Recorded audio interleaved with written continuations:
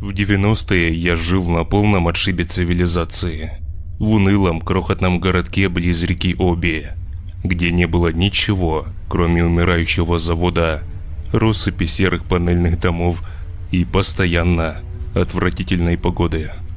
Хорошей моей подругой и душой нашей теплой компании была Таня, симпатичная и нереально харизматичная девушка, у которой в жизни, казалось, все удалось. В частности, она с мужем ждала дочь. Но именно с беременности жизнь ее пошла под откос.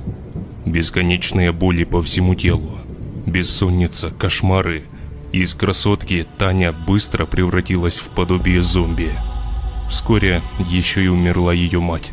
И тут, кажется мне, переломилась она окончательно. Несмотря даже на постоянную поддержку со стороны старых друзей и мужа. Финальным аккордом стало то, что, когда у нее начались роды, муж Тани, спеша в роддом, попал в ДТП и погиб на месте.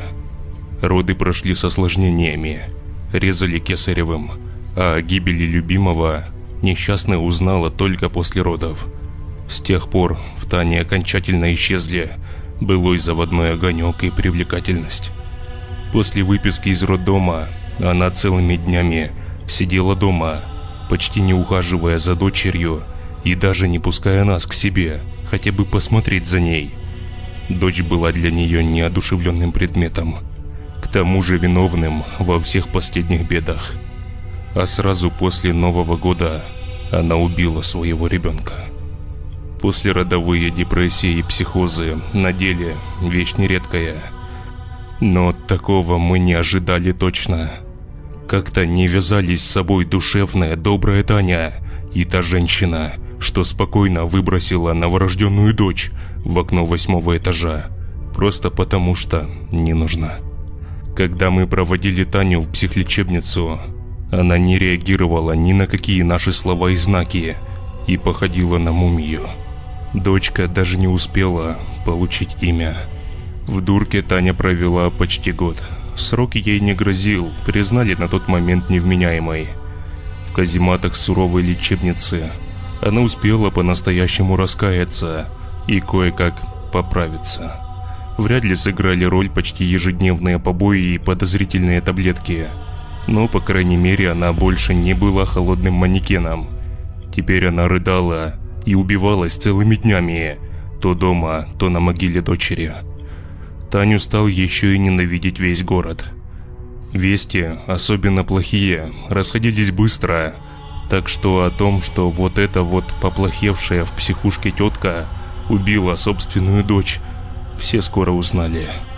Соседи сторонились ее.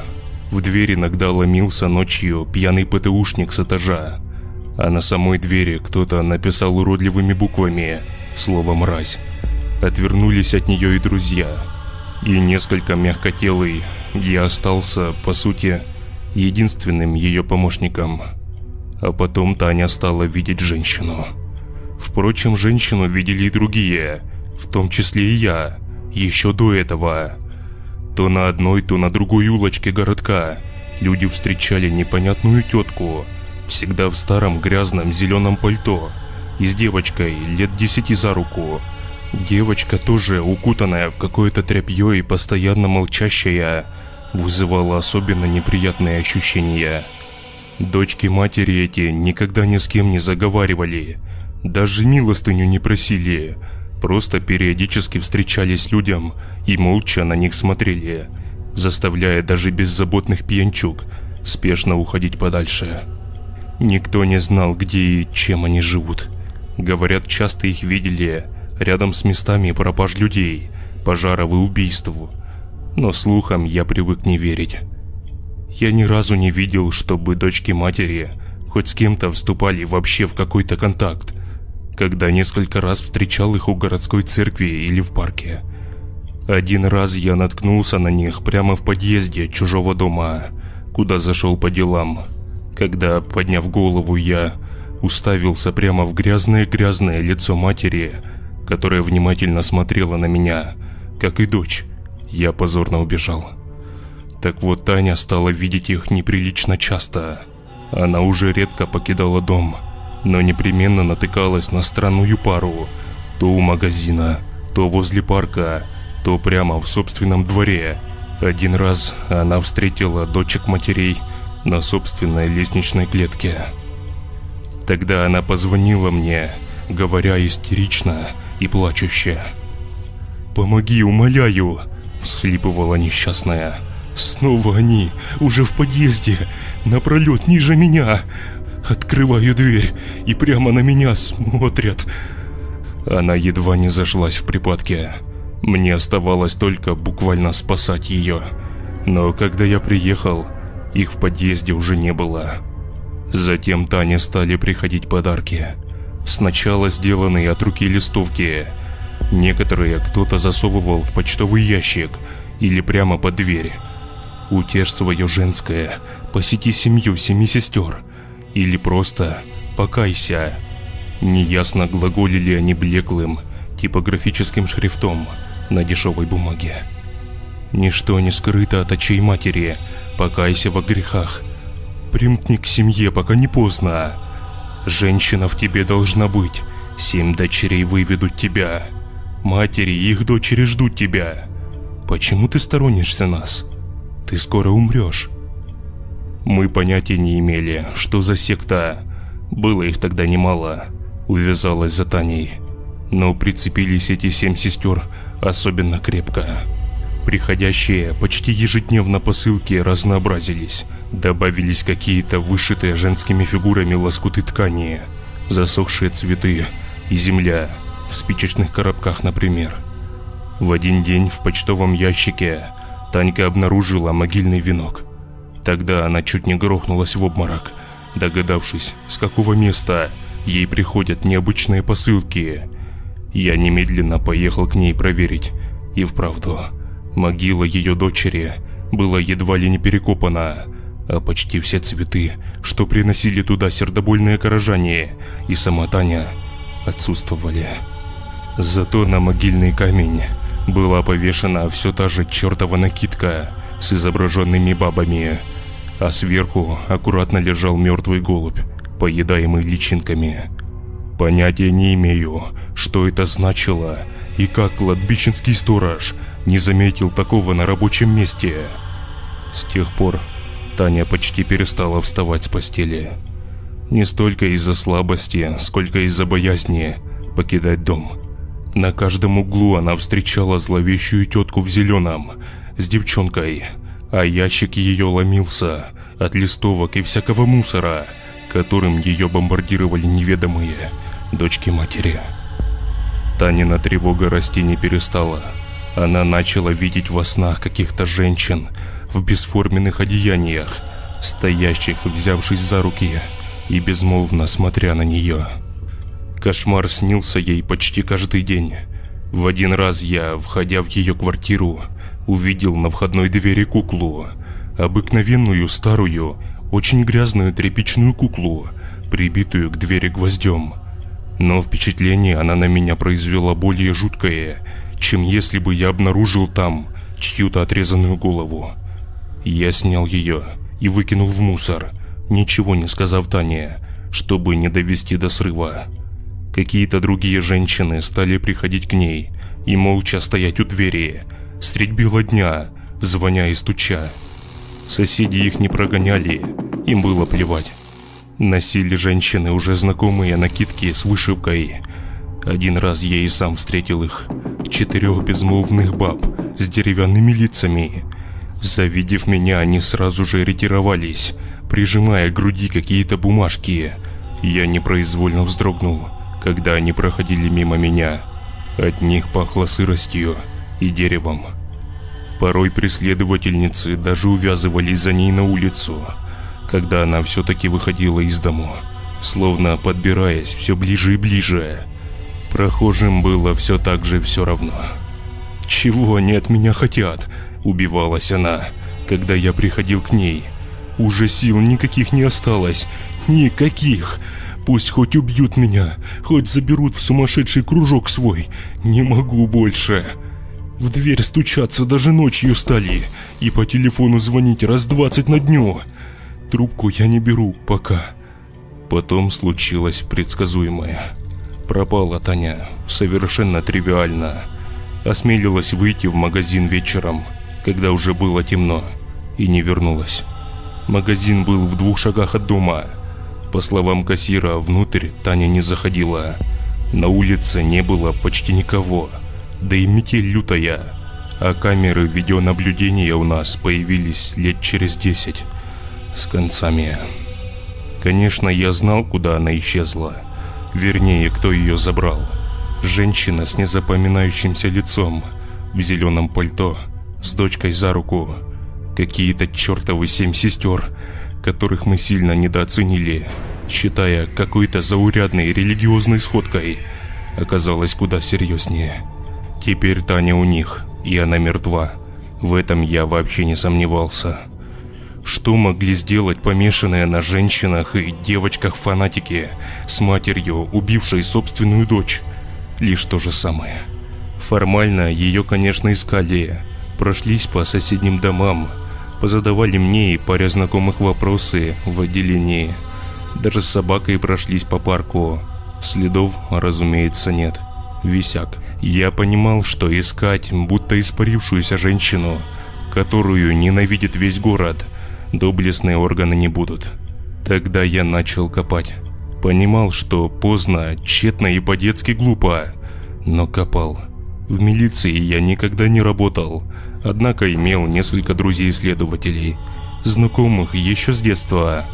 А потому что-то интересное мне все же узнать удалось. Много интересного. Так исчезали в нашем прекрасном городе люди, как оказалось, неприлично часто. Даже для полной срани в 90-х годах. Большей частью женщины, вышедшие куда-то вечером, как Таня. Пропадали студентки, ездившие в ближайший темный лес на шашлыки. Пропадали ездившие по нашему шоссе в другие города. Пропадали маленькие девочки. Была 4-летняя малышка, которая договорилась с подругой бежать из садика.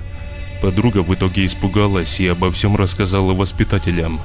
Но сама девочка успела выбежать на улицу из садика. И все. Никаких следов, никаких свидетелей. Был мальчик, который вечером, дожидаясь маму из магазина, играл на улице с сестренкой.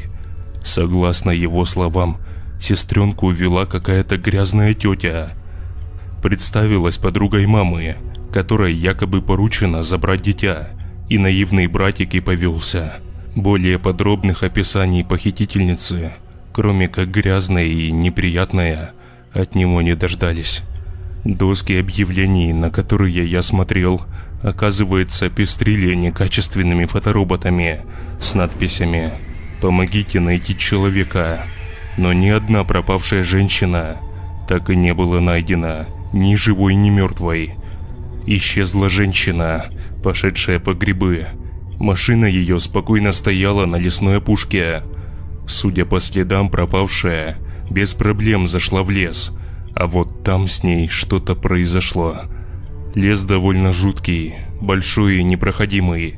Старики говорят про лешего и других тварей, но я думаю, были там твари куда похуже. Исчезновение в дремучем лесу горе-грибника не было бы столь подозрительно, если бы это была уже едва ли не 100-я, запропастившаяся за пару лет в городке с населением в пару десятков тысяч. Был убит мужчина, скандалист и алкаш, известный половине города, тем, что издевался и избивал свою дочь-инвалидку, отбирая у нее пенсию. Вышел покурить на улицу, и нашли его только на следующее утро за гаражами. Нож, который убийца унес с собой, скрывшись в лесополосу, воткнули в него более 60, кажется, раз. Подумали бы на дочь, но она едва ли могла ходить. Убита семейная пара, сбившая на автомобиле маленькую девочку и умудрившаяся отвертеться. Все в том же лесу, возле которого у них была дача. От мужа осталось истерзанное тело, найденное на опушке. Жена же, судя по следам крови, была тяжко ранена и кем-то уведена вглубь леса. Что сделали с ней дальше, неизвестно. Все эти дела, завязанные на женщинах и девочках, неприятно скрипели в моем мозгу и оседали мрачными мыслями, которым я по мере рассказов следователей находил подтверждение.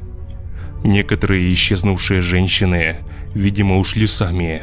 Многие из них очень странно вели себя в последнее время, сообщая близким о какой-то дружной семье или общине, готовой их принять. Одна из пропавших показывала подругам какие-то листовки, которые потом были утеряны, предлагая им пойти с ней туда, где лучше. Ей якобы открыла глаза на мир какая-то знакомая. При этом исчезнувшая уточняла, что это дело только для женщин. Некоторые дети, друзья пропавших девочек, утверждали, что иногда к ним на улице подходили странные тети в странной одежде и предлагали поиграть или вовсе побывать в сказке, сходив с тетями в волшебную страну, где добрая волшебница научит их летать. А от раздражительных пенсионеров и просто случайных прохожих периодически шли жалобы на то, что в заброшенных домах и на пустырях по ночам собирается какое-то бабье непонятное и поет всякие песни тягомотные. А еще жгет костры и мешает добропорядочным гражданам спать. Таксист с окраины сообщал, что видел глубокой ночью колонну женщин в каких-то рясах, шедших через поле вдоль шоссе в сторону города.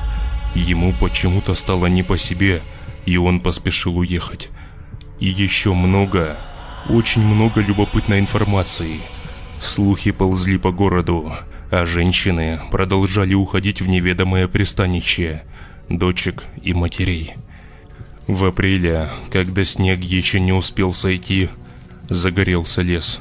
Сильнейший пожар продолжался почти весь день, а едва ликвидировав его, в глубине леса пожарными с милицией, которые пытались найти очаг возгорания, с их слов я пишу дальнейшее, найдена была сгоревшая церковь. Небольшая часовня то отсырела за кучу времени, то Бог ее уберег, но сгорела она не дотла, несмотря на то, что, судя по всему, именно она была очагом пожара. На уцелевших руинах ее обнаружили нечто интересное. Вначале было слово, и слово было у матери, и слово было мать. Гласил, например, плоский камень, валяющийся под обрушенными стенами. Под надписью были рисунки, показывающие хоровод. Женщины и девочки стояли кругом, взявшись за руки. А в центре этого круга стояла женщина, поднявшая руки к небу. Лица ее видно не было, но люди на рисунке были облачены в одежду, вроде той, что я видел на преследователях Тани. На устоявшей стене храма была небольшая фреска. Изображала она Богородицу с Христом на руках. Вот только Иисус был не Иисусом, а маленькой девочкой, которую Дева Мария кормила грудью. И еще нашли женщину. Она с младенцем-девочкой в руках лежала в углу церкви, обуглившись так сильно, что не очень-то и отличалась от сгоревших деревьев рядом с часовней. В уцелевшем крошечном подвале обнаружили остатки еды и воды, а также сваленную в кучу женскую одежду и детские игрушки. Судя по следам и совсем свежим свечным огаркам, ушли оттуда совсем недавно, как только начался пожар, который они же и устроили. Для чего?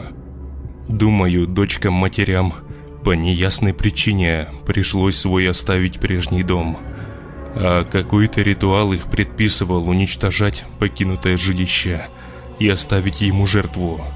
Надо полагать, тела той женщины и ребенка обгорели почти до скелета. Их так и не опознали. Она смирно стояла с грудной дочерью в руках и смиренно ждала, пока огонь убьет их. Она верила. Они шли из леса прямо сквозь огонь, безо всякой защиты, с маленькими детьми и кучей припасов на руках. Им очень надо было поскорее уйти отсюда. Возможно, дабы забрать из церкви с собой что-то или кого-то, кого ни в коем случае не должны были найти посторонние. Вторую женщину нашли уже на отшибе леса, куда огонь добраться не успел. Опознана она была как пропавшая без вести более года назад в нашем замечательном городке. Однако смерть наступила лишь за 2-3 дня до обнаружения тела. Крупными гвоздями она была распята на стволе здоровенной сосны. Плесневого цвета тело было исклевано птицами и покрыто шрамами и гематомами различной давности. Половые органы ее были вырезаны с точностью заправского хирурга и зарыты в землю у ее же ног.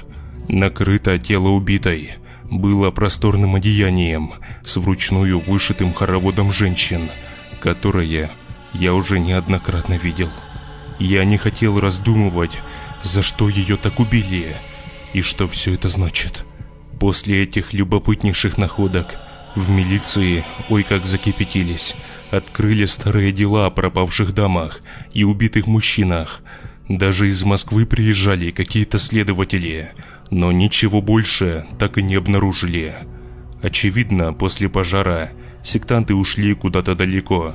Многие полагали, что в леса Красноярского края двинули, а это много сот километров.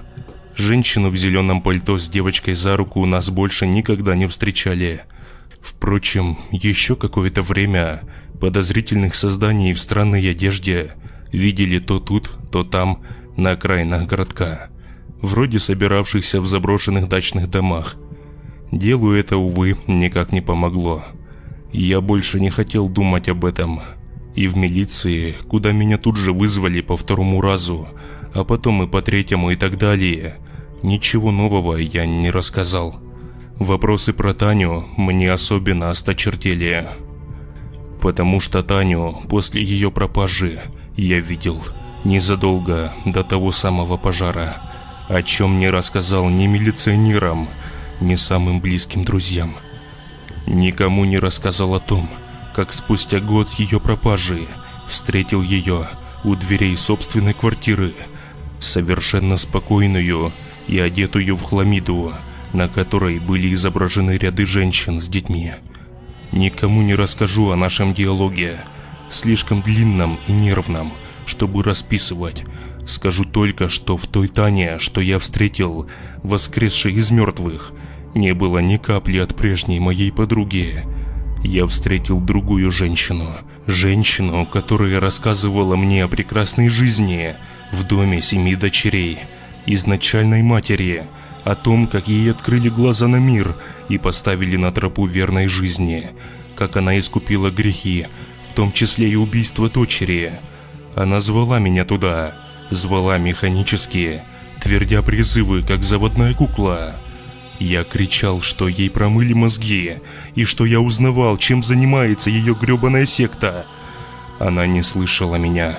Она говорила, что дочки матери готовы принять даже мужчину, если он светл душой, как я. Придется только обработать меня, то бишь оскопить, отрезав мне член, но не беда. Я недоумевал и орал на нее, а она все повторяла мне про добрую мать, которая кормит их и дает им дочерей. Сама Таня тоже получила какую-то новую дочь. Не удивлюсь, если эта дочка где-то до сих пор смотрит детскими глазами с тревожного фоторобота, отказываясь, кстати, сообщить мне хоть что-то об этой их матери и кто она такая. Я отвернулся от нее и молчал, схватившись за голову. Затем я решил звонить в милицию. Мне было все равно. Кукла, что пыталась утащить меня в их полуумную секту, не имела с Таней ничего общего. А когда я развернулся к ней, в ее руках блестел инеем начищенный нож для мяса. «Прости, не могу. Надо мне к нам тебя привезти. Вижу, что не пойдешь ни за что, дурак. Но сама мать мне приказала, не приведу, сделает очень больно. Я только заметил, что ладонь ее, сжимающая нож довольно профессионально, была усыпана шрамами и ожогами, а на паре пальцев отсутствовали ногти. Некоторые шрамы имели форму причудливых букв неизвестного мне алфавита. Искупила она грехи. В голову Тани я врезал первым попавшимся тяжеленным канделябром. Да и я отнюдь не хил, так что шансов выжить у нее не было. Голова смахивала на переспелый томат. Сложить мертвое тело и под покровом ночи перевести его оказалось легче ожидаемого. Спустя 2 часа она уже лежала зарытой в пригородном лесу, в том самом, где, как оказалось, стоял ее новый дом. Она лежит там и до сих пор, в неглубокой могиле, заросшей папоротником, и проливные дожди стучат по сырой земле, тщетно пытаясь добраться до Таниного тела. А через неделю случился чертов лесной пожар, после которого последовали удивительные находки. И из города я очень скоро уехал. У меня не было никаких других знакомств, однако оставаться там, где исповедующие культ своей непонятной матери люди забирают, пытают и убивают других, я совсем не желал. Интересно, конечно, что это за мать такая и как она выглядит? В глаза бы ей посмотреть. Вертеться я умел, оседал в мелких городках, потом Москва, кое-какая карьерная лестница, то сё. И вот нормальная должность, новая машина, жена есть, дочь родилась. Счастливая жизнь, ей-богу. Уезжая из того городка, я старался не смотреть на многочисленных, одиноких мамаш с детьми на руках, голосующих вдоль шоссе и провожающих редкие автомобили долгими взглядами. Примечательно, что чем дальше я уезжал, тем меньше их становилось. История закончилась. Разумеется, потом долго ходили слухи, доходившие до меня через старых знакомых. Множество слухов, на которые я всей душой плевал, и о том, что в обгоревшей часовне по ночам плачут сгоревшие девочки, и о том, как на месте в лесу, где распяли девушку, не растет ни единой травинки, и о том, что в плохую погоду по городку с колючим ветром путешествует давно умершая женщина в зеленом пальто с дочкой за руку, ищущая невесть кого. И о том, что почти в 1000 километров от нашего города, там, где начинаются уже действительно суровые сибирские леса, находится маленькая деревушка, населенная одними женщинами. Еду и все остальное они якобы добывают сами, а само поселение на картах не значится. Я не знаю, насколько часто пропадают новорожденные девочки в соседних поселках в том районе. В конце концов, это всего лишь слухи, и пусть они ими и останутся. И все-таки от Тани я такого не ожидал. Я надеюсь, что с моей женой и дочерью никогда не случится ничего плохого.